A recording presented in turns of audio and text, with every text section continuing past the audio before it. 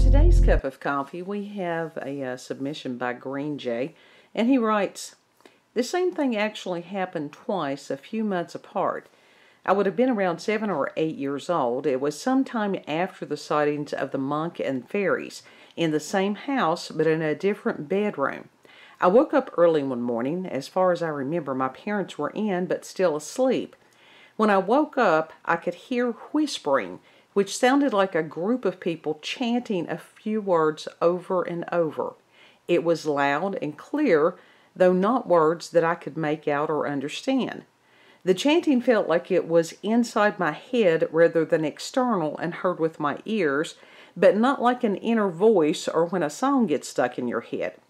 At the time, I tried to make sense of it by thinking I had woken up, but part of my mind was still dreaming and hadn't woken up properly.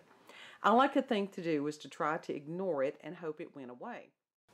I got a book and read it, focusing intently on every word, trying to drown out these invading voices. It took a good while, it seemed, but eventually the whispering slowly faded away.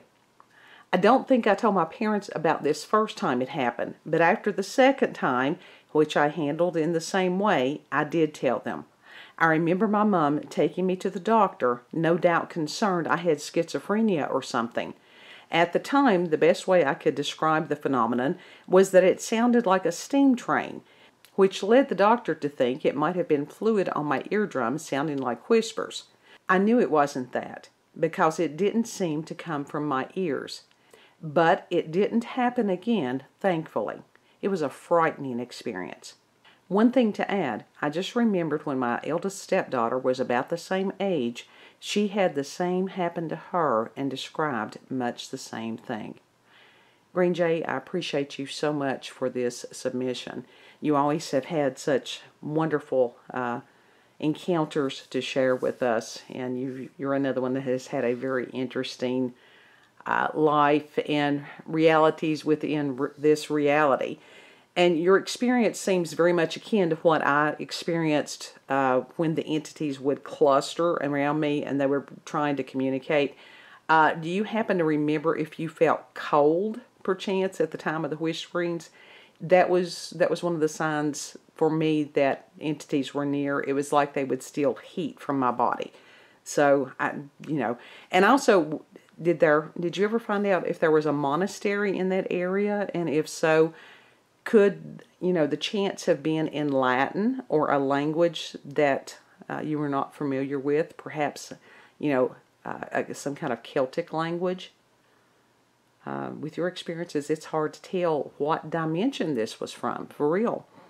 And, my eldest son had a similar experience several years back, but he doesn't like to talk about it. He's very practical, rational, reasonable. And so it's like, oh, that's Mama's realm. I'll not go there. So, and it's very easy for those, like the doctor, people that are of the religion of science, to discount everything dealing with the realm of spirit because it goes against their dogma. And for those in the scientific community, it seems easier for them to discount and discredit experiences such as these by claiming that they must be delusions. And that's because the thought of anything existing outside of this fourth dimensional realm, it shakes their paradigm. And that's true of a lot of people, not just in the scientific community. And also they feel it's better to ignore any experience that they themselves have not had.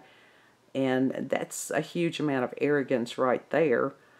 Rather than to admit that they may not be omnipotent. There's a lot of people, they're like, oh, well, I haven't experienced it, so therefore it doesn't exist. Ego much? So, I appreciate you, Greenjay. And it is very difficult sometimes to put some of these events into words. Because language is what we have to try to communicate our experiences.